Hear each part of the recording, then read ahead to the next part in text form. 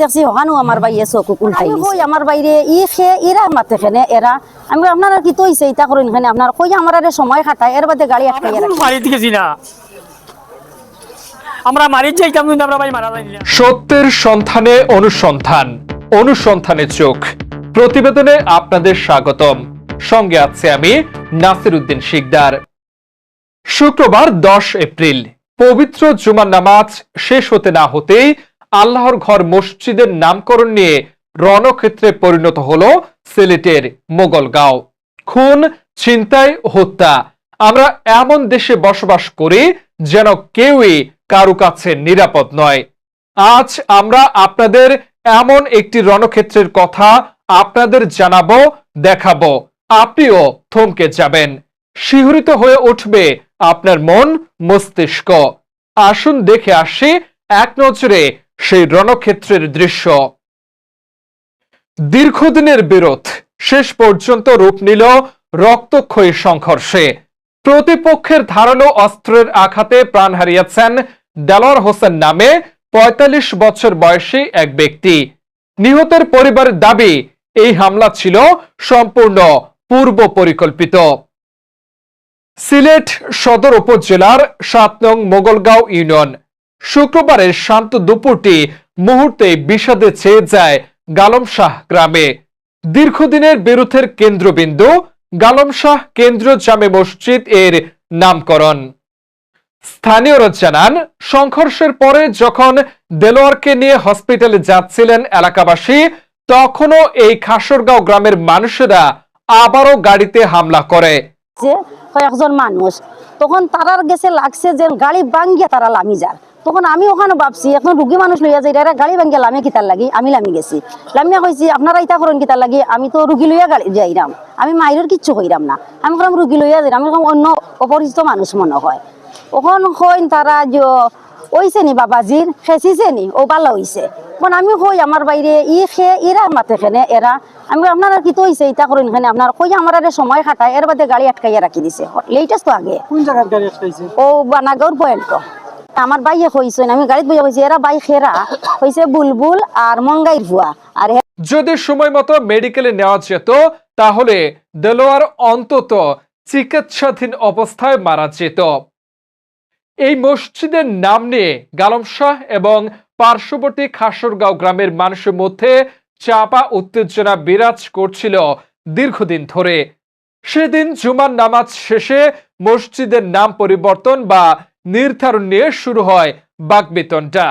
কিন্তু কেউ কল্পনাও করতেও পারেনি এই বাদানুবাদ শেষ হবে খুনের মধ্য দিয়ে। এলাকার কিছু প্রত্যক্ষদর্শী কয়েকজন জানান, নামাজ শেষ হতেই খাসরগাঁওয়ের একদল লোক দেশীয় অস্ত্র নিয়ে আমাদের উপর ঝাঁপিয়ে পড়ে। তারা আগে থেকেই সব প্রস্তুতি নিয়ে এসেছিল। চোখের সামনেই দেলোয়ার ভাইকে কুপিয়ে শেষ করে দিল। এলাকাবাসীর অভিযোগ এই হামলা ছিল পরিকল্পিত। অভিযোগের আঙুল খাসরগাঁও গ্রামের আব্দুল কালাম ওরফে হকির আলীর ছেলে কামরান আহমদের দিকে। প্রত্যক্ষদর্শীদের দাবি, নামাজের সময়ও কামরানের কাছে ছিল ধারালো অস্ত্র। নামাজ শেষ হওয়ার সাথে সাথেই তার নেতৃত্বে একদল দুর্বৃত্ত অতর্কিত হামলা চালায়। এতে গুরুতর জখম হয়ে ঘটনাস্থলে প্রাণ হারান দেলোয়ার হোসেন। নিহত দেলোয়ারের মরদেহ ময়নাতদন্তের জন্য Sylhet MAG Osmani medical college হাসপাতালে পাঠিয়েছে পুলিশ। ঘটনার পর থেকে দুই গ্রামেই চরম উত্তেজনা বিরাজ করছে। পরিস্থিতি সামাল দিতে মোতায়েন করা হয়েছে অতিরিক্ত পুলিশ। আমরা খবর পাওয়া মাত্রই ঘটনাস্থলে পৌঁছে পরিস্থিতি নিয়ন্ত্রণে এনেছি। এখন পরিবেশ শান্ত আছে। নিহতের মরদেহ উদ্ধার করে হাসপাতালে পাঠানো হয়েছে। এই ঘটনায় জড়িতদের গ্রেপ্তারে আমাদের অভিযান অব্যাহত রয়েছে। একটি মসজিদের নাম কি হবে তা নিয়ে তুচ্ছ বিরোধ থেকে একজন মানুষকে প্রাণ দিতে হলো। গ্রামবাসীর মনে এখন কেবল একটাই প্রশ্ন, যে ধর্মের ঘরকে কেন্দ্র করে এই বিরোধ, সেই ধর্ম কি খুনের অনুমতি দেয়? এখন দেখার বিষয়, মূল অভিযুক্ত কামরান সহ দোষীদের আইনের আওতায় আনতে কতটুকু দ্রুত পদক্ষেপ নেয় প্রশাসন। সব রয়েছেন আমরা সব মানুষ বনো আস্থা শোনা যায় কিবা হাউকসিক হাউকসি যখন দেখা শোনা যায় বার হয়েছে বাড়িয়া দেখছি হকিরর হুয়ায় কামরানের নাম আর মঞ্চরে লাগি গেছে লাগছেন যখন লাগা পরে বার হয়েছে বাড়িয়া হকিরর পরে না ধাক্কাইয়া টেলিয়া দিলেইছি বাড়া কইলাম জিনিসটা শেষ হয়ে যাবে সামনায় মারি তারে কইছি একটা বাড়াইছো কমছে না মানে আরোটা লাগাই দিলেন হইয়া বাড়িয়া বাড়া দিছি যেন শেষ গেছে আমি এই আরবার হামাই গেছি ও সময় শুনছি আরবার উলি লেগে গেছে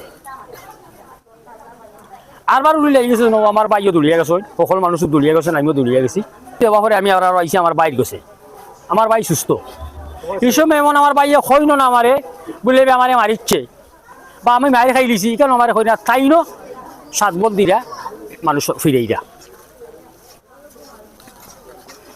তখনও ফিরেইরা আমার 2 ভাই ফিরে আমার বড় ভাই আসলে আরো মানুষ আসলে ফিরানি একটা দিকে আমার হান্দার টাইম হয়ে গেছে আজকের এই প্রতিবেদন আমাদের এক কঠিন বাস্তবতার মুখোমুখি দাঁড় করিয়ে দিয়েছে যে আল্লাহর ঘর শান্তির প্রতীক ভ্রাতৃত্বের শিক্ষা যেখানে মুখ্য সেই মসজিদের নাম নিয়ে রক্তপাত কোনোভাবেই কাম্য হতে পারে না তুচ্ছ দম্ভ আর জেদ যখন মানুষের বিবেকের চেয়ে বড় হয়ে দাঁড়ায় তখনই দেলোয়ার হোসেনদের মতো সাধারণ মানুষকে প্রাণ দিতে হয় আসুন আমরা সহনশীল হই মনে রাখবেন কোন নাম বা পদবি একটি জীবনের চেয়ে বড় নয় সমাজকে শান্ত রাখতে আইনের প্রতি শ্রদ্ধাশীল হওয়া এবং ধৈর্য ধরা আমাদের প্রত্যেকের নৈতিক দায়িত্ব আজকের মতো অনুসন্ধানী প্রতিবেদন এসটিভির চোখ এখানে শেষ করছি পরবর্তী প্রতিবেদন ও